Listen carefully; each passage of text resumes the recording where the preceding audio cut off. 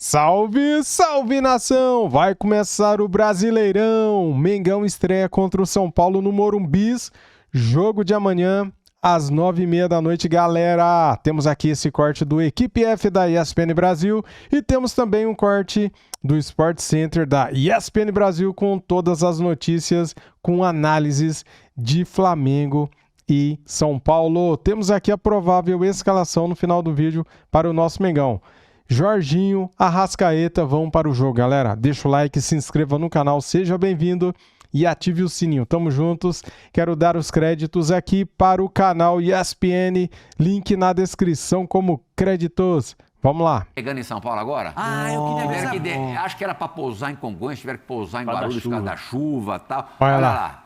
Estão chegando pro jogo de amanhã, primeira rodada do Brasileirão. E pro Flamengo, todo jogo vale título, porque o Flamengo realmente, com muita dificuldade, deixa escapar pontos, seja no Maracanã, seja fora de casa. Olha ali, Pascoal, jogadores chegando no hotel já fizeram, portanto, o trajeto de Guarulhos para o hotel. Devem estar num hotel perto do estádio do Morumbi, né? Na relação do Flamengo tem duas novidades, né? O Debochado e o Jorginho. É claro que eles tinham que voltar contra o São Paulo. Agora, inclusive eles nem estrearam no Carioca. Nem estrearam no Carioca. porque agora é a partida, e domingo tem uma grande partida, uma grande decisão, e a gente já está vendo isso aí, né? Que jogo é mais importante para o Flamengo, hoje ou domingo? Hoje não, o jogo é amanhã. Amanhã ou domingo? Eu acho que todo jogo do Campeonato Brasileiro vale muito, mas quando vale título é mais importante. Amanhã ou domingo, ali a gente vendo o Felipe Luiz desembarcando do ônibus. Tetra. Se tornou mais importante ainda o jogo de domingo, pela campanha do Flamengo no Carioca. Pedro. Dificuldade enorme para conseguir uma classificação, né? E isso, apesar que o Nova Iguaçu não ganhou, né? Empatou com Volta Redonda, mas a Portuguesa ganhou, do Madureira. Madureira também. perdeu, Mas mesmo assim o Flamengo só tem um jogo e esses outros times têm mais jogos para fazer. Vai ser difícil o Flamengo classificar, vai brigar naquele quadrangular ali, aumentou o número de jogos. Essa foi uma das reclamações do BAP, da fala dele comigo, né, que incomodou muito, porque... 2 jogos a mais, né? No planejamento tinha que ter visto isso. Olha só, se a gente não classificar, nós vamos jogar 2 jogos a mais, não tem data para isso. Olha lá, o Jorginho vai dar autógrafo pra turma. Mas eu acho que ficou... O Tetra sempre fazia isso, descia do ônibus e atender aos torcedores. Tem que atender, o é Zé fundamental. passava de fone de ouvido e com a cabeça baixa. Nunca vi o Zé de ouvir fone de ouvido. Mas eu acho que assim, como o jogo de domingo vale título e o Flamengo provavelmente não vai brigar pelo título carioca, fica uma cobrança sim. Fica maior uma cobrança pelo um resultado na decisão contra o Corinthians. O próprio Felipe falou, né, que tem um jogo importante, né? O jogo de domingo se torna mais importante por conta de tudo isso que aconteceu, né? E é título, não tem jeito. Título vai sempre à frente do Campeonato Brasileiro, até porque o Campeonato Brasileiro é a primeira partida, tem muita coisa que pode acontecer. E se perder, né, no domingo, aí a preocupação, aquela pressão, né, as notícias no dia seguinte não serão boas para você ter que administrar o resultado, ter que administrar o vestiário. Não precisa começar com essa pressão toda, né? Jornalismo ao vivo, o nosso Fã do Esporte acompanhou a chegada do Flamengo para a estreia no Campeonato Nacional amanhã no Morumbi, 21h30 contra o São Paulo. O Flamengo já próximo ao campo do Tricolor, ao estádio do Morumbi. Vamos começar as previsões do Equipe F para o Brasileirão de 2026. O Malvadão. Solta aquela, vai, solta. O imparável! Cabeça ainda não. Deixa eu tirar uma onda aqui, Olha o ano do Flamengo. Para, pô, isso daí não conta, né, cara? Começou com sub-20, não conta isso aí. Uma vitória, um empate e 3 derrotas. É crise. Não tá mole, não. 26,7% de aproveitamento. Só que o time vai estrear amanhã. Amanhã é a estreia do Flamengo. Você vai ver. Vamos ver. Amanhã São Paulo, contra São Paulo? É melhor jogar mesmo, é melhor jogar. Porque todo mundo tá bonitão, tá preparado. O Saul voltou hoje, né? Já se apresentou lá para fazer o restante. Sim. Voltou, mas não voltou. É isso aí. Primeira página, né, gente? Não dá para discutir. Pelo amor de Deus. A primeira página para ser campeão. E o Fru? Galera, presta bastante atenção nessa parte agora, hein? De olho na arbitragem. As principais, as mais relevantes, aquelas que vão fazer mais diferença no futebol brasileiro. Agora com arbitragem, digamos assim, semi-profissional. A gente está colocando nessa tela como profissionalização da arbitragem. Eu vou querer saber daqui a pouquinho da Renata Ruel se ela concorda com este termo. Equipe profissional, um grupo de elite com 20 árbitros, 40 assistentes e 12 VARs. Esses são fixos. Salário mensal, vão receber salário mensal fixo mais uma taxa variável por jogos e bônus por desempenho, premiação por desempenho, um bicho para arbitragem, um ranking dos árbitros, receberão notas de observadores e comissão técnica da CBF. Essas listas serão atualizadas a cada rodada e o ranking vai interferir nas escalas seguintes. Os árbitros podem ser rebaixados ou promovidos do ranking. Rebaixamento de árbitro, gostei disso. Durante a temporada, inclusive. Quero ver agora. Agora não vai rolar mais Pix pra arbitragem, né? Quero ver agora. Agora vai ter que ser... Cara do céu, vai ser massa, hein? Gostei das mudanças. E existe um mínimo de 2 rebaixamentos ou promoções por ano. E se o cara arrebentar, não pode ter mais do que 2 promoções, Pascoal? Não pode. Não, aí ele se mantém na equipe Eu tô pro, preocupado com o rebaixamento, porque se depois de 2 eles são rebaixados, vixe, Não vai sobrar árbitro. não vai ter árbitro no final do campeonato. Olha lá, o investimento. A CBF vai gastar 195 milhões de reais com arbitragem, 44 só com salários fixos e variáveis. Os árbitros terão um cronograma de atividades igual aos jogadores. Treinos físicos, técnicos, aperfeiçoamento e reuniões. Acabaram-se as desculpas, cara. Agora não pode mais ser aqueles erros grotescos que nós vimos no ano passado, né? Olha quanto que a CBF vai gastar com arbitragem. 195 milhões com arbitragem, 44 milhões só com salários fixos. Só quero ver, hein, cara. Agora tem que ser profissional. Até o fim do ano, Zé. Impedimento semiautomático e outras tecnologias implementadas. Até dezembro sai. Não, eu tenho só uma dúvida. A Renata vai participar conosco, né? Olha os árbitros que fazem parte deste seleto grupo de profissionais. Vamos lá. Entendeu? Um bom dia pra ele. Bom dia pra voltar com os 3 zagueiros, seu Crespo. Amanhã é um bom dia pra testar. Vai jogar isso. abertinho amanhã, vai? Vai jogar contra o melhor time. Vai jogar abertinho amanhã. Já jogou contra um bom time no final de semana e os acontecimentos Mas estão aí. agora vai jogar contra o melhor time no Agora vai jogar contra um comparável. E aí vamos ver o que vai acontecer. Como fez contra o Palmeiras, aí toma... Nossa Senhora. É perigoso. Ele tomou o quê? 5 ou 6? Aí é perigoso tomar um placar, porque o time do Flamengo com o Felipe é o seguinte, respeito ao time adversário, dá a possibilidade de fazer 1, 2, 3, 4, 5, eles continuam jogando. E o time do Flamengo precisa dar uma resposta por aquilo que está acontecendo e vai se preparar para o jogo contra o Corinthians, no final de semana. Então, assim, é um time intenso, né? A gente nem precisa falar da situação do Flamengo para saber que o Flamengo vai jogar amanhã pressionando o São Paulo, roubando a bola e ficando com o controle do jogo, tentando jogar. A gente sabe que o Flamengo vai fazer isso. A gente teve, no final do ano passado, numa das últimas rodadas, o jogo foi na Vila Belmiro, né, que foi a segunda casa do São Paulo na reta final do Brasileirão. Um bom jogo entre São Paulo e Flamengo, 2-2, né? São Paulo saiu na frente, o Flamengo empatou, virou e o São Paulo empatou no finalzinho. Tomara que a gente tenha um bom jogo amanhã também. E eu pego esse empatezinho mole também, Petra. Pode repetir. Não, eu não tô concordando não. Mas Em título, hoje, no dia 27 de janeiro, é uma obviedade falar Flamengo, Palmeiras e Cruzeiro. Pensar em um quarto time hoje é forçar uma barra. Não que isso não possa acontecer. Eu acho que é forçar uma barra. Boa noite a todos. Gustavo, Felipe, uma ótima noite a você que nos acompanha. Eu acho que é forçar uma barra no sentido de entender que o campeonato de pontos corridos, ele quase sempre, né? Porque alguém pode lembrar que o Leicester tinha uma chance em 5.000 de ser campeão na Inglaterra e foi. Era essa a chance, né? 1 mês, 5 mil. Algo assim. E aqui no Brasil, a gente tem visto, e tem falado sobre isso também, 2 times que se sustentam entre os favoritos aos campeonatos, às Copas, que são Flamengo e Palmeiras. Essas 2 equipes, elas meio que se revezam.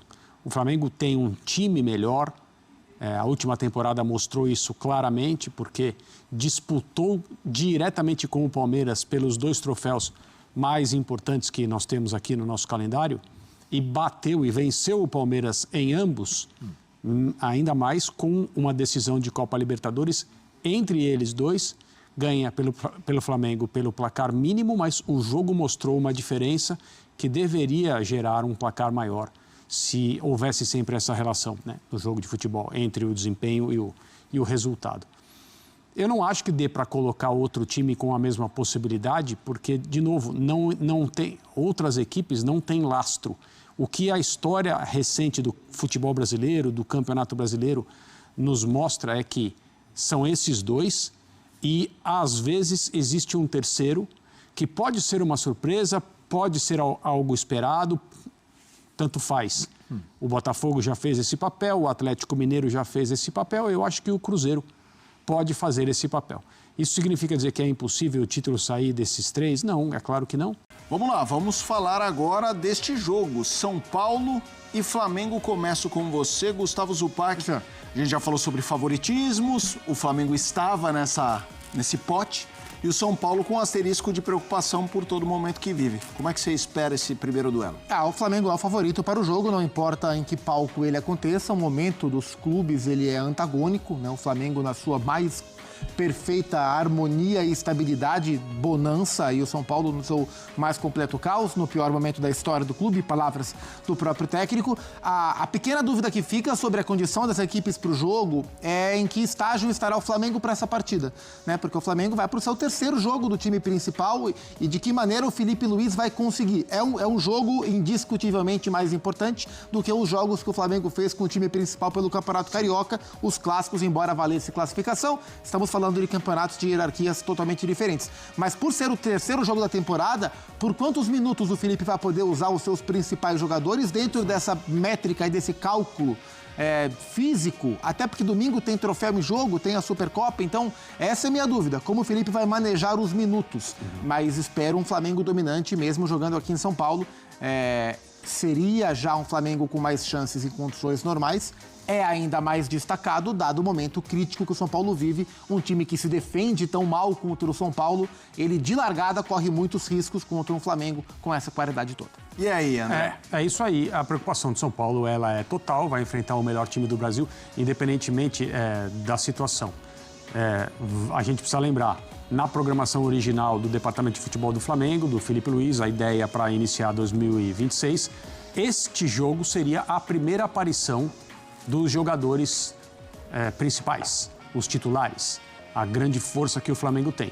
As coisas mudaram por causa da situação na classificação do Campeonato Estadual do Rio de Janeiro, a proximidade do chamado quadrangular da morte, e esses jogadores já fizeram 2 partidas em situações diferentes.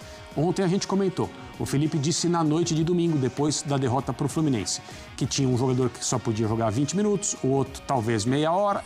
Eu acho que ele vai continuar escalando o Flamengo, tanto contra o São Paulo pela estreia do Brasileirão, quanto contra o Corinthians na Supercopa, com esses números, com essas regras, com esses limites bem claros. Porque uma coisa que não pode ser feita em nenhuma hipótese é aumentar o risco de jogadores importantíssimos para tudo que o Flamengo quer fazer ao longo do ano, já iniciarem a caminhada longa de 2026 com problemas por causa dessa mudança de planejamento e a entrada prematura desses jogadores em campo. Então, eu acho que o Felipe e a comissão técnica do Flamengo, os demais profissionais do departamento de futebol, estão tentando adaptar a condição de cada um à necessidade de jogar no melhor nível possível para o momento.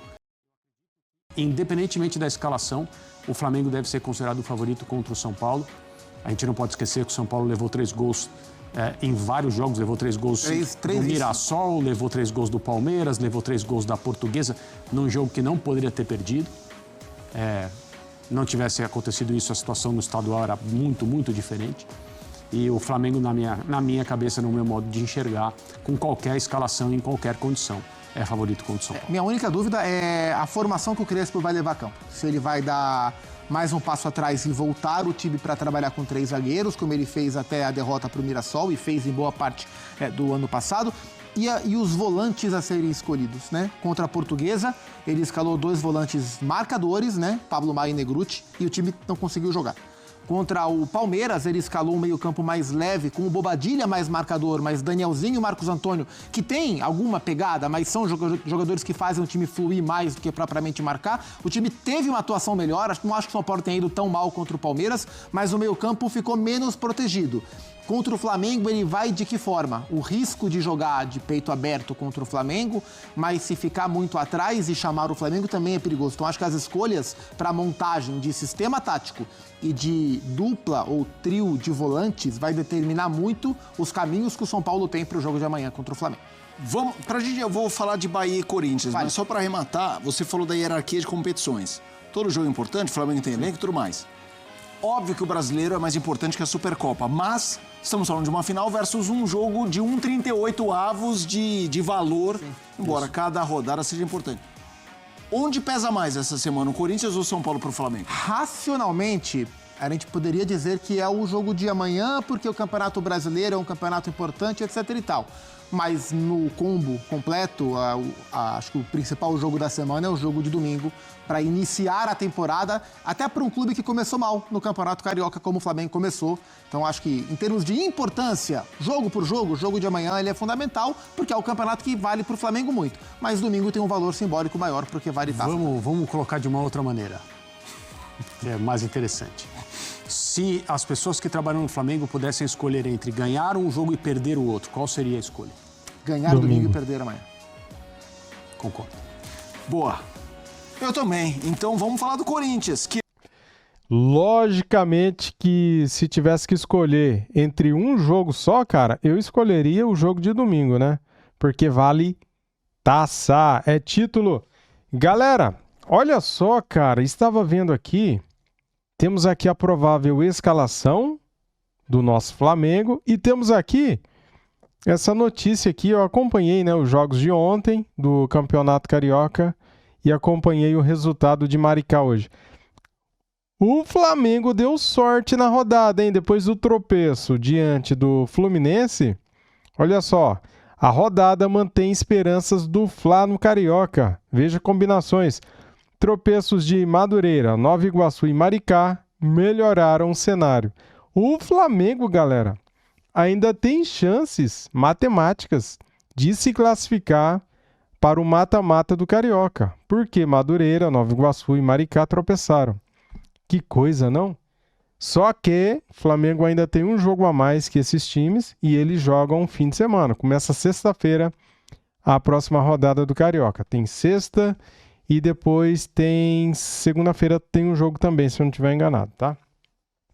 Vamos para o que interessa, cara. Agora é Campeonato Brasileiro. É a competição que eu mais gosto de acompanhar durante todo o período, né? Escalação do Flamengo, Arrascaeta e Jorginho voltam ao time para a estreia no Brasileirão. Flamengo terá quase força máxima à disposição pela primeira vez na temporada. Arrascaeta e Jorginho devem ser as novidades de Felipe Luiz na estreia do Brasileirão contra o São Paulo amanhã no Morumbi às 21h30, horário de Brasília. Felipe Luiz só costuma passar a escalação para os jogadores no dia da partida, mas a tendência é que o treinador escale o que tem de melhor, podendo ter a formação titular em campo pela primeira vez em 2026. Luiz Araújo é desfalque com dores musculares. Michael e Alan não viajaram por opção técnica. O provável Flamengo tem Rossi, Varela, Léo Ortiz, Léo Pereira e Alexandro, Pulgar, Jorginho, Arrascaeta, Plata, Samuel Lino, não, né? Graças a Deus, não. Carrascal, esqueci de falar do Carrascal, cara. E Pedro. Bruno Henrique é dúvida, Samuel Lino é dúvida. Cara, se tiver que escalar aqui, você tem que escalar o Cebolinha, não o Samuel Lino, né? Chega de Samuel Lino, cara. Que jogadorzinho ruim. Eu sei que o Flamengo pagou caro, mas, cara, eu acho assim que foi uma contratação que Não deu certo, não. Até agora não deu certo, não. Se vai dar depois, não sei, cara. Mas sei que ele é fraquinho, hein? Valeu, galera. Tamo juntos. Deixa o like, se inscreva no canal e ative o sininho. Fui!